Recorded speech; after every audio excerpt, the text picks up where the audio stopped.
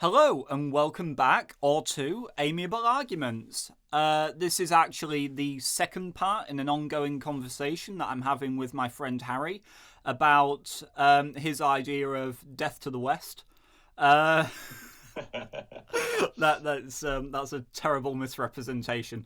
No, Harry and I are discussing the idea of the concept of the West and the East and whether or not these ideas are redundant right now. So, if you, for the sake of context, if you've missed the previous podcast, you might want to go and listen to that first, so that you can have a little bit of the intellectual foreplay. And now we're going to go straight into the pure, unadulterated Harry's grimacing. Harry, take it away. We were talking about glass. Carry on from there. Yeah, a stellar introduction. um, I'm not editing a yeah, word of it.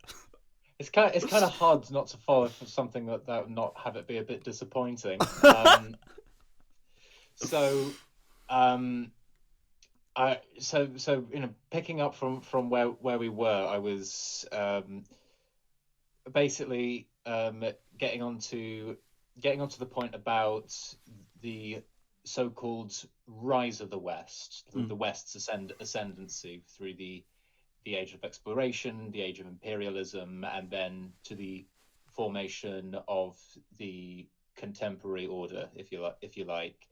And I there were two things that I wanted to um, particularly address with this whole idea um, of the triumph of the West is first of all, aside from is irrespective of the actual weight of the ideas behind them, irrespective of how right these ideas may be, there are there are just such overwhelming factors that also play a part in the rise of the West, and that is particularly things to do with the with the chaotic variable. It has to do with geography um, and just a lot of chance examples. I mean, um,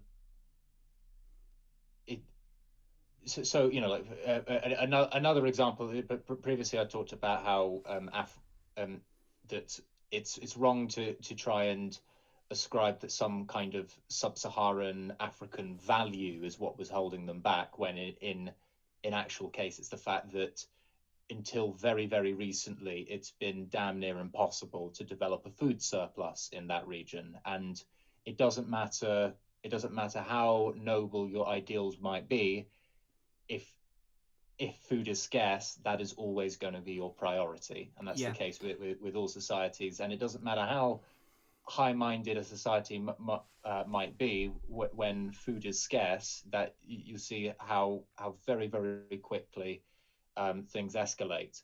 And another example that I would put on that is with the whole is looking at the Americas, and the fact that if you look at the sophistication of, say, like the Inca Empire, it really is something astonishing. There were some it, in some ways, some people have argued that they were one of the first socialist states, if you like, because there was a degree of state ownership of basically all property, to grossly oversimplify it.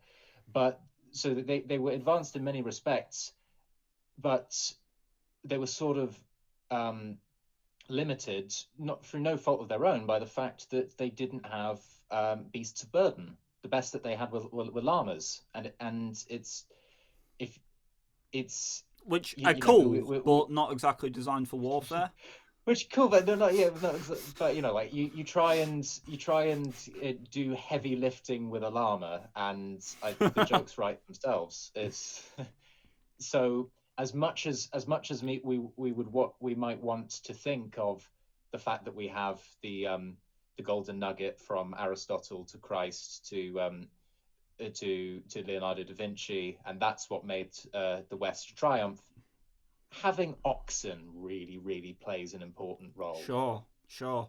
Yeah, on the subject of the Inca Empire and how, for its time and with capable of doing what it could with what it had was incredibly impressive. And it's just as well, it brings me to the point that, in Europe, as you said, we had all these incredible things, but we also had a lot of things given to us by chance. I imagine back then the European powers would have said they'd been bestowed by providence, but, nowadays we know it not to be the case. But thinking for a second about like the Mongol Empire, it's the second largest empire to ever exist after the British, and it's as if you would describe it as sort of the definitive empire to come out of the East, as it were. And obviously, in encompassing all those countries, reaching from Mongolia, Russia, not Japan, China, India, all the way to the gates of Vienna by the by the sort of early Renaissance. The amount of land that they were able to cover is just incredible, and that requires a certain amount of tolerance, which is really weird because the Mongols and Genghis Khan and all these people in themselves weren't they were tolerant of certain things and they were completely intolerant of other things. Speaking of, so the whole idea of toleration of religion, it didn't really come from an idea of a fundamental truth. It just came from the idea of pragmatism, that we need to allow these people to have that, or we're never going to keep this thing together. And it's very interesting, these ideas that we normally, so again, John Locke's idea of religious toleration, but it was implemented hundreds of years before by a race of people who were coming at it from a different angle, but there was still, there's still, my point is, whatever part of the globe that you were from, you're able to conceptualize these ideas.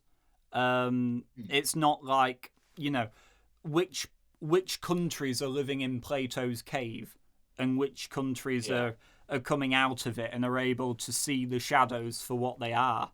And I imagine in some regards, they're all able to see different parts of what makes a shadow. And it's only through coming together and seeing them all and learning from all these different perspectives and studying all of the theologies from all over that we're able to see the bigger picture, which to merit, I think, is something that we're doing a very good job at today in modern times, more so now than we ever have. I think it's certainly something that we are getting significantly better at. I think there is still a way to go, and I think the important thing when looking at anything historical, and in fact just generally looking at the way cultures manifest themselves, is context is always absolutely crucial. Is that anything, when we're devoid of context, anything can be spun any numerous number of ways. And I find the Mongol Empire very fascinating because we on the one hand we can't sugarcoat them too much. They the Mongol horde, as they were called, was a horde and behaved like a horde.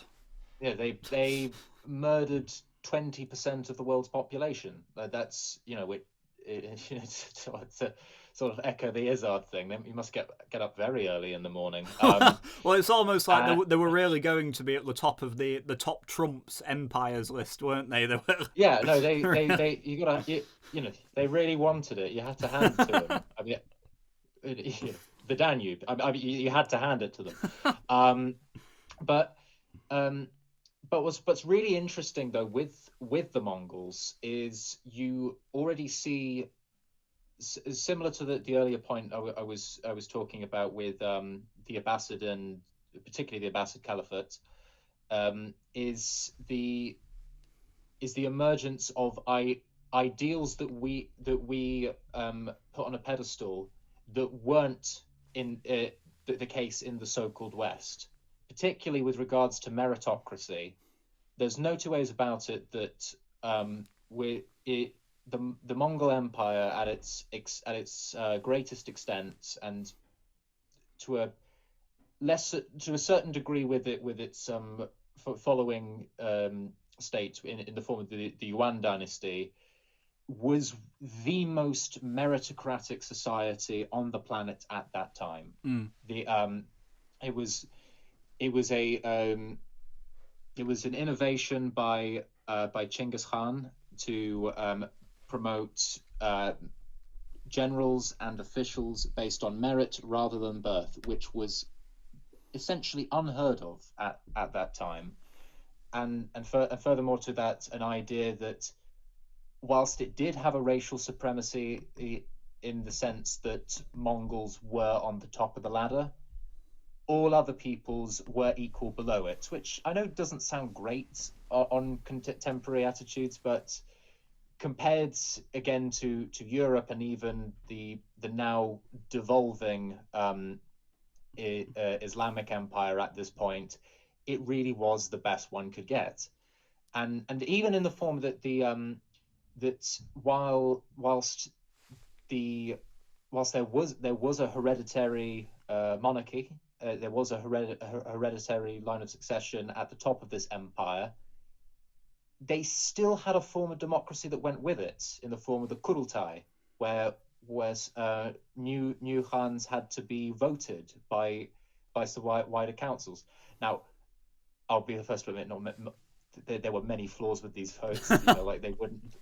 But the point being, compare that to the so-called enlightened West, and it's night and day. There is nowhere near this level of meritocracy Yes. afoot. It's very interesting. Just going off your point about racial supremacy, one of my favourite things to talk about. No, I disavow my own comment, guys. It's anyway. No, what my point was that even that, the idea of, well, the Mongols are the master race, obviously, and everyone below it is equal. That's for the time it was in, is quite advanced. It's I mean, given the fact that, I mean, you don't have to go back to the 20th century, when the British Empire was still had sort of hegemony over the world. At the beginning of the century, sort of just coming out of Pax Britannica, and Gandhi, who obviously worked in Africa for quite a long time, in the early part of his life, working in a lot of British colonies, and he was of the opinion that, well, the white British perceive themselves as the superior race. But us Indians, we're above African black people. We're a superior race to them. They're at the bottom. We are above them, and the British are above us. So it's not even a black-white thing. It's just it's way more complicated than that. The complete. In fact, well, yeah, he initially made his argument that that Indians weren't being given their rights as citizens of the British Empire, rather than rights as human beings. And then on top of that, he was trying to make the distinction between Indians and black Africans by saying that Indo-Europeans, Indo-Aryans share a common ancestry, and so really we should be treated equally along these forms of racial caste. I'd like to think that Gandhi softened as he grew older, but we'll never know. But I'm glad you mentioned Gandhi, just because of his apocryphal quote of when asked what his thoughts were on Western civilization, he said, "I think it would be a good idea." And and I think it's very much to respond to him with all this. I think more and more we have to actually assess: is it a good idea? I I I would rather posit that that it's hard to put in a lovely succinct way as much as like as Western values, but um, some of some ideas that have been promoted in Western Europe, the wider Anglosphere, have been very, very beneficial. But these ideas do not belong to a people. They can be found in all sorts of different instances and at different times. And If those people and choose to adopt them. exactly. And if people choose to adopt it, and there is a and if they can be proven to be effective, and I think it's crucially important not to leave out other sources of inspiration. Not least of all, the fact that that the the current the current global hegemon and the main promoter of these ideals, the policemen of the world in the United States, their constitution is inspired in parts by the practice of the Iroquois Confederacy. So and the Iroquois Confederacy was something that predated the very idea of America, and and yet and yet they were already had a far more sophisticated idea of the separation of powers and the idea of on what on what grounds or what matters of state do you need the entire polity's approval on, and what things can be delineated on. Abs- Enough so that even in 1776 they addressed among some of the first continental congresses, and Benjamin Franklin even at one point is famous as saying regarding the phenomenon of Europeans and um, colonists who lived amongst American Indians. In Franklin's words, um, uh, no one who has tasted the freedom of savage life would be stupid enough to return to civilization. And I think it's rather antiquated language, um, but I think the inherent but I think within those words it does say a great deal about a kind of universal truths that, flawed as they were, that those founding fathers were attempting to grasp at. And I'm also not for a minute going to pretend that there hasn't been that the reason people don't know more about, say, the Iroquois influence on the US hasn't been as a result of whitewashing, because it has.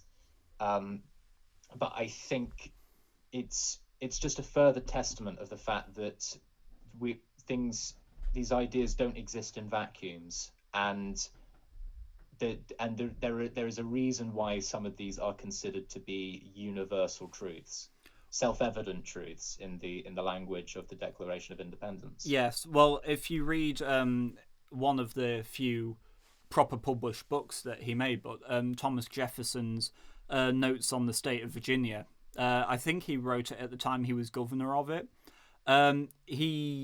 The writing he uses, I'm afraid I can't remember exact quotes, but the general feeling that he has towards Native Americans was one of overwhelming positivity.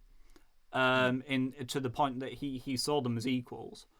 Um, it's not really until after Jefferson's presidency that you see the level of persecution that the America then became famous for against them.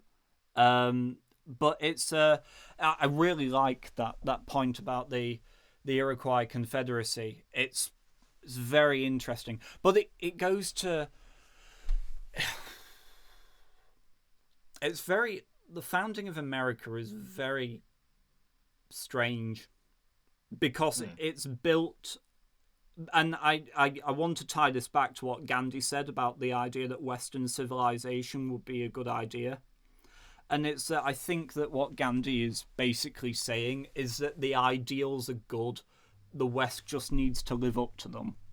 Mm. There is nothing wrong with the formula. You just, sorry, with the ingredients. You just need to measure them correctly, which is a terrible analogy. Sorry, but that's what you're getting. Like and subscribe. I the so it's but at the end of the day, who was it? There was no. I'll come back to it. Is there something you want to continue with? Well, yes. So I just sort of wanted to get a bit further into into a bit more like that. I think the general points that we've made thus far is first of all the idea that that first of all, like trying to address the core of the West myth, as I call it in this case, and then also it's so far just been showing more or less where where some of these where some of the ideals that factor into it, ideals of meritocracy, democracy in certain forms, have manifested in different places. I could go on with other examples, but for the time, I just wanted to. I think just to say one final thing about the idea of this very term and how it arose. And it's so recent that we even started referring to it as the West. It's only with the it's only like even towards the latter end of the 19th century. It's very very recent, particularly with the works of A Primitive Culture by Sir Edmund Barnett Tyler. And again, that's when the terminology that we're still using is inherited from books called primitive culture. It's just, does that strike you as something that's still going to be relevant, helpful to us now?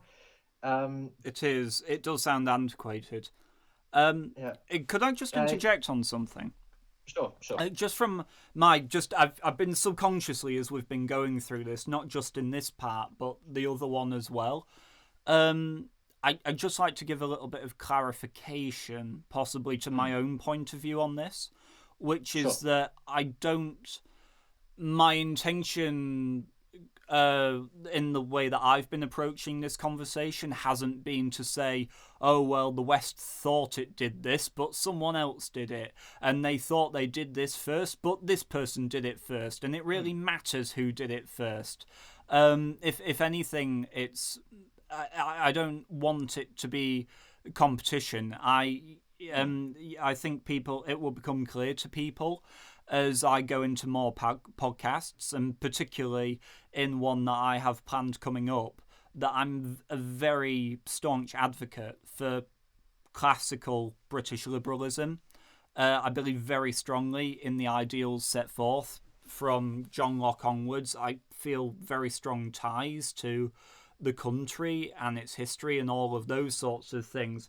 But what I'm in total agreement with Harry is that I think we need to get past the idea of seeing it as competition, or that yeah. the good ideas can only come from certain places. There've been wonderful and terrible ideas conceptualized throughout history, throughout all corners of the globe, and therefore and it's been after so many thousands of years of mixing and migration and all these sorts of things. It's sure you can trace these things back to their genesis if you really want to, but we've got to the point now where we live in a society that we live in societies that are so complex that the ideas that we have now matter far more in a globalized world, then it's very hard to pinpoint Western ideas and Eastern ideas when so much of the East has adopted Western ideas and when so many people in the West are now adopting some Eastern ideas.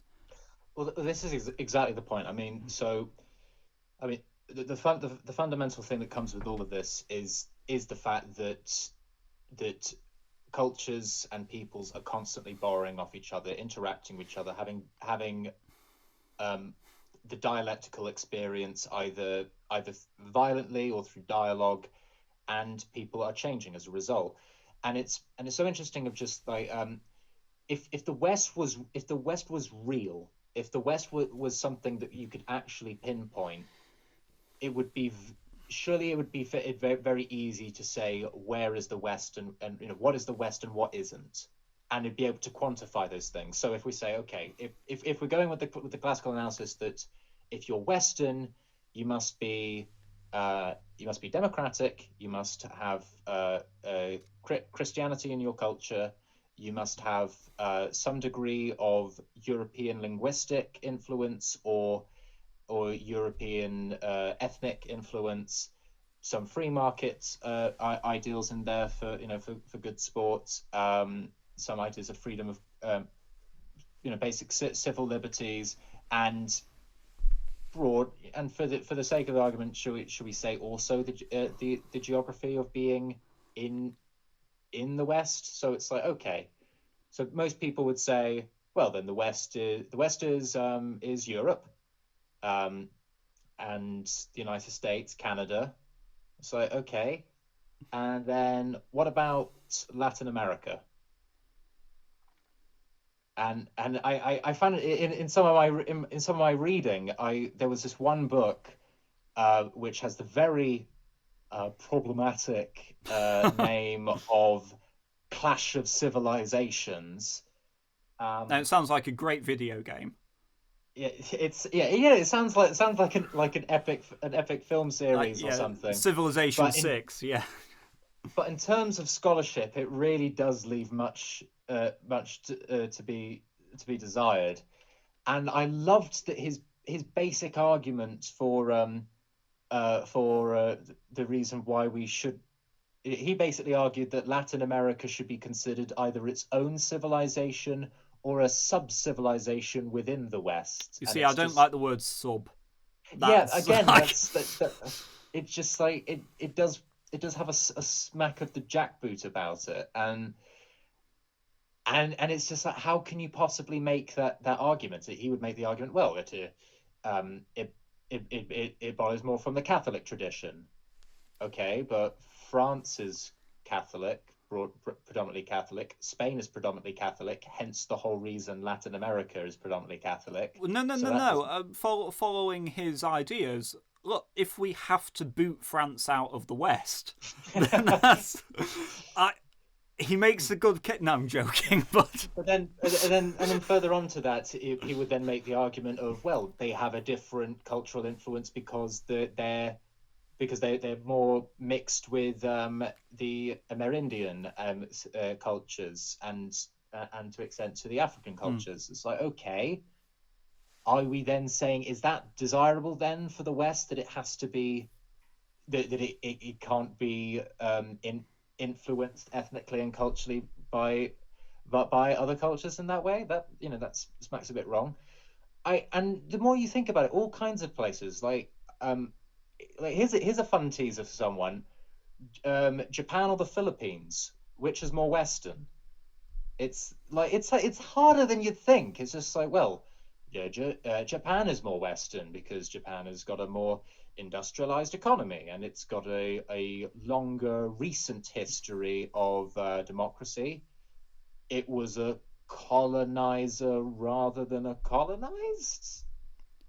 Which we've already established doesn't work, because every country in the world up until probably 1945 was either colonized or had to be a colonizer. It was just it was a necessary thing in order to survive, because we hadn't advanced enough in the world yet to get beyond the point of crush or be crushed. The Mm. Mongols, the Sargon of Akkad, the first ever king to create an empire back in the Akkadian, like out of Mesopotamia. All these empires came out of Mesopotamia. Africa, there were empires in Africa. There were empires in. I think the only place you could maybe say didn't have an empire was the indigenous Aborigines of Australia, from what I understand. I mean, even the Native Americans went out and conquered one another and clashed and tried to take each other's territory, and it's a micro form of imperialism. It's Mm. Yeah, the so Aztecs. um, well, which is in of itself a way of trying to, another way that the West myth persists, um, and within it there's an almost, I wonder if it's got a kind of um, you know that there is like a psychological desire to have something about us that makes us separate from other parts of the world, even if the if what makes us separate is the fact that we are more brutal somehow, or that we know we know that we must overcome our evil, or know that, this version, which I probably hate the most, the idea that only we are capable of lifting up people who have been disenfranchised, and they depend on us. They can't do anything for themselves, which is, a white man's burden, to borrow the rugged Kipling imperialist poetic line. It's so sort of like, this gets to the heart of like why I think the West is not only just flat incorrect. There is this pernicious element about it, because as far as I see it, as long as we keep using this idea of the West, we are in danger of of doing a number of things. The crucial thing that we're doing in terms of our discourse is by trying to attribute everything that is good, um, that has emerged in this world, to purely the achievements um, of Europeans and Americans, and again through tyranny of will have shaped the world into a better world regardless of the cost.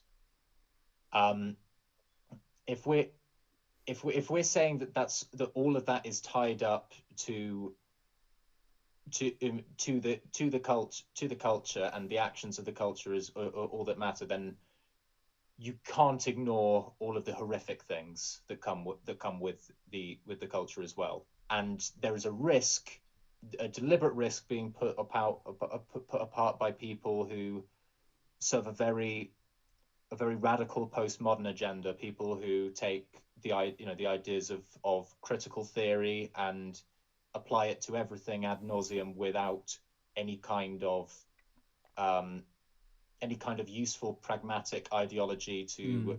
to serve as an anchor, so that it doesn't just become attacking things just for the sake of attacking things. Then we risk losing all of the all of the occasional attainments of the truly universal goods, because, well, why should we say that is a universal good, when that was forced onto people by the tyrannical white empires? That's one danger that we have. And this is already why you have situations why, like in Leicester University, where people were trying to remove medieval English from the English literature degree on the grounds of decolonizing. In England, Yes, trying to remove medieval. decolonizing the colonizer. Hmm. Yes. And this is a problem of and then on the other end of it, it's the idea um of the more radical right end of the spectrum to say that we are the inheritors of the true good of humanity. That there is that the only other alternatives are a kind of Oriental despotism or savagery. Again, this is, please don't take any of this out of context. This is not what I believe. I completely I find such views beyond reprehensible. Um, Did you listen to that, and folks? and unfortunately, there the great irony is that both of these sides of the argument, although are very aggressive towards each other, agree on the fundamental point, and this is the point that I want to discredit, which is that the West is the only force that has any agency, Yes. and Western people are the only people who have any agency, and this it's and it would frighten me if people wouldn't be able if people wouldn't see the danger in that idea just as it stands. I totally agree. Can I just discuss with you for a little second that thing about the Leicester University Mm, discussion, because it's happening a great deal. So I suppose we're getting into more of the cultural issues that mm, this is grappling with now. But I always have a little bit of a skepticism of people who want to decolonize, say about decolonizing English history, British heritage, all these sorts of things. And invariably, it comes down to, well, we're a more diverse society now, and all these sorts of things, and we need to be more inclusive. It's diversity. These I don't want to say platitudes, but just somewhat they are. It feels very lip servicey. It just mm. feels like something we say without giving an awful lot of thought to it.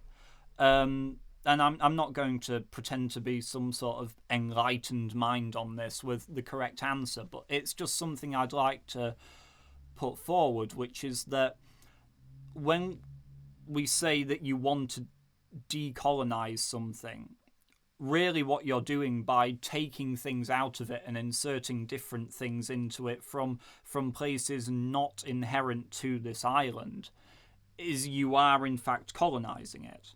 Yeah, And there is yeah, you you are are. colonizing it. And what's more, another reason why it is colonizing is because of the idea that's been put forth ever since Tony Blair of creating a multicultural society, that different cultures will live in a society peacefully and harmoniously, which I'm not against. Like on an international level, I want peace, harmony, cooperation with all people from all walks of life, but but on this island and wherever you may be, I don't, if you go to Thailand, we have the saying, don't we? When in Rome, do as the Romans do. Mm. If you're here, at least be try and assimilate, try and get around the national identity, and this whole decolonizing thing is a it seems to be. I feel like I'm phrasing this badly, but is it that if we've established that what is being done is not in fact decolonizing but colonizing, is it the case that it's not necessarily the principle of colonization that is bad, but simply a matter of it's bad when some people do it and others are fine to do it? Do we I mean, move past the, I understand some grievance, I do, but is it a principle thing or is it something forged out of vengeance? Because they're two very different things. Well, that would be a very legitimate question in response to it, and I think, and and certainly in the cited example with Leicester University, that would be colonizing, not decolonizing, because if you were to say, if this was, say, the University of Madras, and they were removing English medieval literature from one of their courses and called it decolonizing, yeah, that's fair. You could say that is decolonizing. Yes, definitely. As it happens, although this isn't an uncontroversial decision, India has a very rich culture of English language literature at the moment, and it, in some cases, by people like Arundhati Roy and Sir Salman Rushdie, they have immense international influence, and some of them would see it as a terrific strength, Mm. that they have the power of being able um, to to to use, basically, actually, in some cases, use very effectively the language of the imperialists against it. Mm. I find there's a fascinating book called The Great Indian Novel um, by what's his name? I apologize if I mispronounce. Shashi Tharoor, who's also a Indian MP, and it's written in English, and it's a complete pastiche of the Indian independence movement, Mm. told in the style of the Mahabharata in English, and using constant parodies of the forms of Kipling and E.M. Forster, and it's that's wonderful. That's Yes, genius. totally. It, and that is a very, very mature way of doing things. Removing an removing the English heritage of an English university on the grounds of decolonizing, it unfortunately is not, and I think that shows in a very, well, for one thing, it shows a very, very poor understanding of the English language. Mm. Um, but um, then then going on to the other end of this, of also the danger that this poses in other fields, and with conservatism. Yes, let's And dunk on that as well. when I'm talking about conservatism, I'm not I'm talking about both both white European fascists, skinhead fascists, the kind who is very, very sad to say that after Islamists are the greatest threat to national security, Mm. and that is not something to take lightly. And I think it's always really important to recognize that, even though in this country we've been lucky enough not to have a fascist dictatorship, it is a possibility. It Well, is even the slightest chance. We can't. but it's because Yeah. of this that it makes it even more imperative that when we say the words fascists, we really know what we're talking about and we really are Exactly. able to identify them. No, crucially, I mean, the otherwise we have a boy who cried wolf effect, and so, but the interesting thing is, when we take it to to specifically looking at the crisis of Islamism, which is one of the typical ways in which this conversation about the West still comes about quite a fair bit, and all the sides talking about it are completely talking across purposes, and I feel in many cases deliberately being misrepresentative.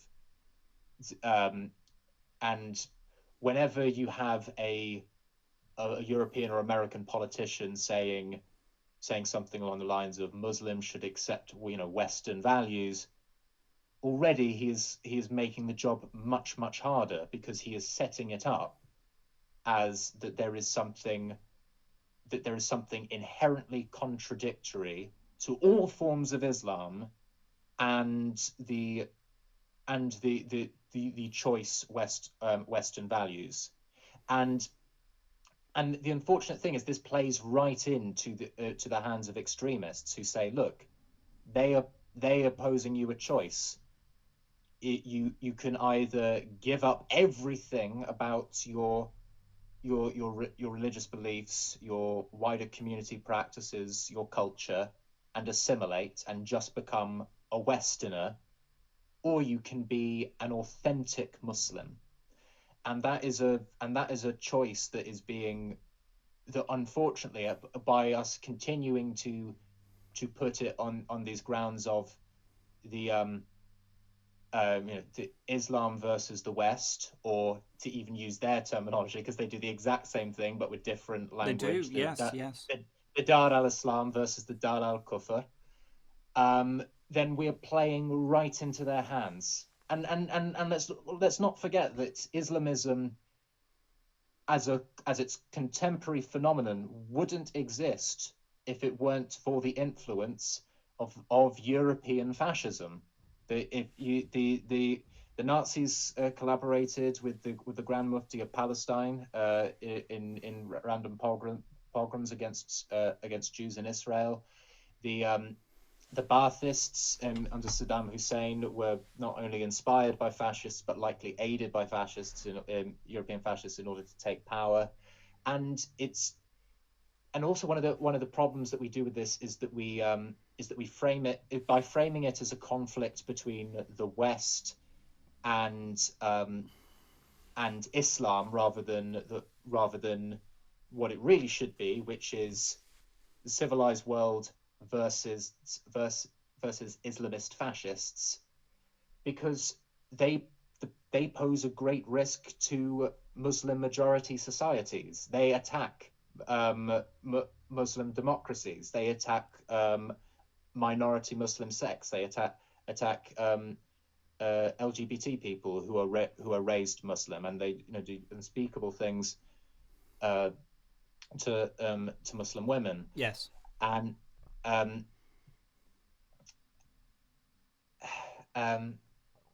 it's a very emotive subject.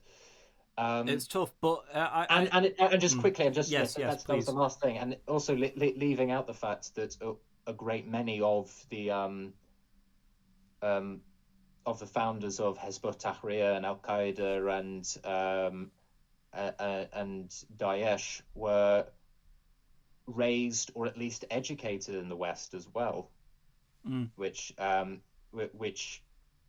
I think definitely needs to play some kind of role, some kind of responsibility.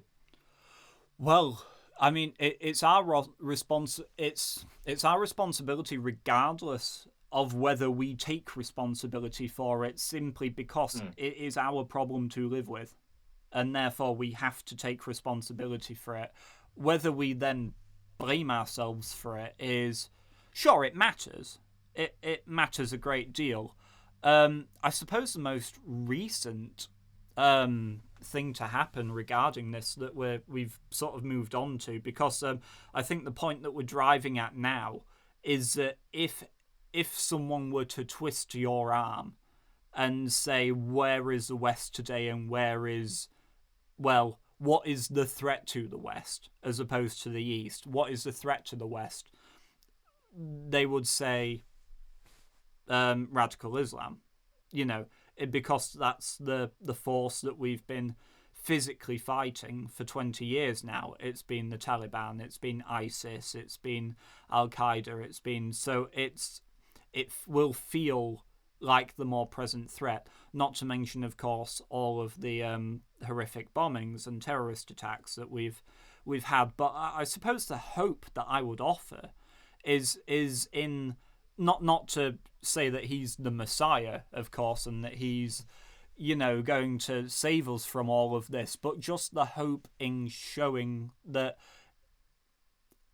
Majid Nawaz is the embodiment of the compatibility between these two worldviews, that you can be a Muslim and you can also be liberal and tolerant of the things that the West claims to be liberal and tolerant towards. Mm. It doesn't. It's what you said. It's not one or the other. There is an in between, and there is a mid ground that can be found. And this is the purpose of this podcast: always to find the compromise, to find the things that can bring us together, so that we can have a better understanding of one another and where we're all coming from. So I would say it lies in the people who are willing to stand up to the extremists, the people who make excuses for the extremists, and for the people who lump the extremists in with the majority. Absolutely. It's this point about realizing that there is that that again, to reiterate the point that my objection to Western values is not the values, it's the Western. Yes. I love the values. I'm a product of the values, and I think the evidence is overwhelming that when they are employed correctly, it does wonders for a society. Just like wherever there is freedom of expression, the right of assembly, freedom of thought, democratic principles, and and a general culture of trying tolerance and Moderation.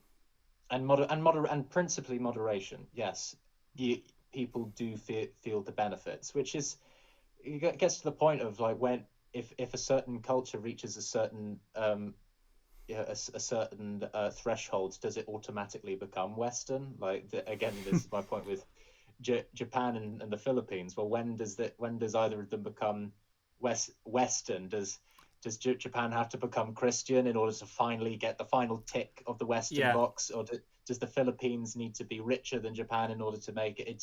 It doesn't stand up to reason. Just making loads of memes out of it, where it's just the Philippines stood in the middle of the Jedi Council room, and Mace Windu's like, "You're on this council, but we do not grant you the rank of Western." And the Philippines is like, "What?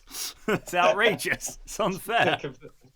Completely. I would love it if anyone listening to this could come out and just make as many memes as possible of just. Yes, we actively encourage memes on this podcast. Any exception whatsoever of just Romania standing outside Europe with rain down the glass with its hand on the window, because yes, why isn't Romania considered the West? Romance, language,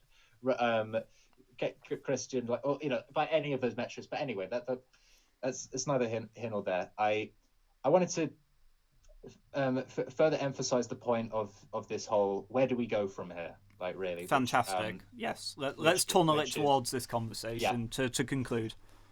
Which is the that let's just be specific in the values that we want to see in the world, and be specific about their universality, because that's where it has strength.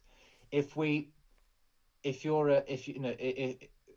on the subject with Islam, if no one feels they have to sort of kowtow to Rome in order to be democratic, then they will want to be democratic. If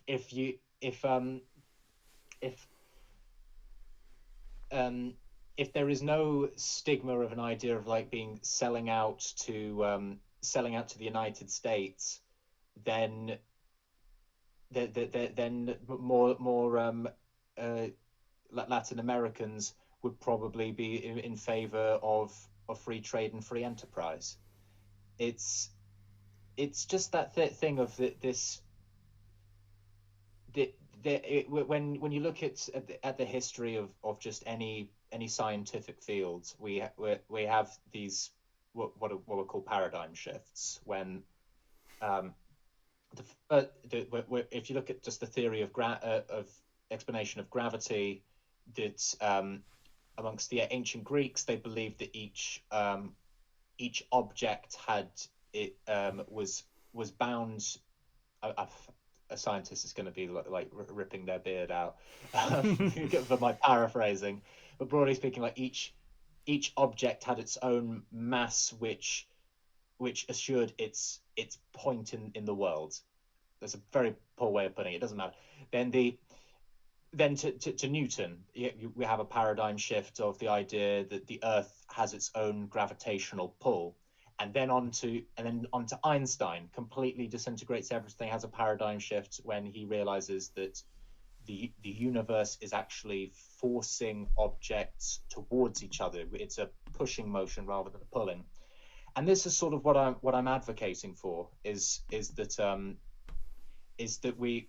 we've gone through the paradigm shifts of the city states, of the of Christendom and the Dar al-Islam, of East and West, and of the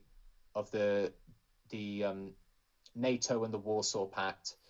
We are now coming to a point where I feel just our best bet is to be specific about the ideas that we want to see. And the beautiful thing is that if you look for if we want to champion champion democracy and liberty across the world, the beautiful thing is that if you look for it, you can find some gorgeous examples. And I'd like to end with probably one of my favorite examples, which is in the fields of which I am, I've dedicated my life to, which is in theatre, which is that in the principal classical text of Indian theatre, the Natya Shastra, there is a story of how the Hindu gods wanted theatre, they wanted drama, they were bored and they required entertainment.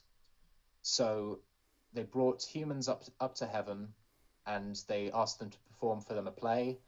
And in the course of the theatrical interlude, the humans decided to create a comedy in which they were making fun of the Rakshasas, the demons. And naturally, the Rakshasas were offended by what they were seeing and believed that their right to be offended was more important than the humans' right of expression and right to life, because they tried to kill them. And as they tried to storm the stage, the gods erected 4 pillars, creating a field around the stage, and said that anyone who performs upon this stage has divine protection to perform what they like. And still to this day in traditional Indian theatres, you will find those pillars. Now, I can't think of a finer founding myth for freedom of expression than that, and I would sincerely hope that people remember that story when the rise of a more intolerant nationalistic Hindu radicalism taking hold in India says that freedom of expression is a Western delusion. It is not part of our culture. I just would encourage any Indian to hold up the Natya Shastra and say it is very much part of our culture, because this is not a Western value, but a universal value. Amazing. Absolutely fantastic. Wow, that was you really planned that, didn't you? You were like, right, I'm going to end him with this, and I'm going to leave him gobsmacked. It was just like, no, I swear to God, like I had a beautiful plan all laid out for this podcast. I think we have thoroughly destroyed it. Well, I'm the host. I'm allowed to do that. Very, very good. So The great irony is I'm trying to get us all to stop saying Western, and I don't think I've ever said the word Western more in my entire life. Harry, ladies and gentlemen, a walking, talking contradiction if ever there was one. Right. Well, no, we'll end it there then. So thank you ever so much, Harry, for the time that you've given me today, not just for one but two podcasts. And I'm very, very grateful. And I hope that those who have listened for one of them or both of them have taken something from it. And obviously, I hope even more that they've taken a great deal. But please leave your likes, comments down below. I'll be leaving links below to my email for you to get into contact with me. I will also have a link to my Facebook page and Instagram page for Amiable Arguments. So until then, thank you very much.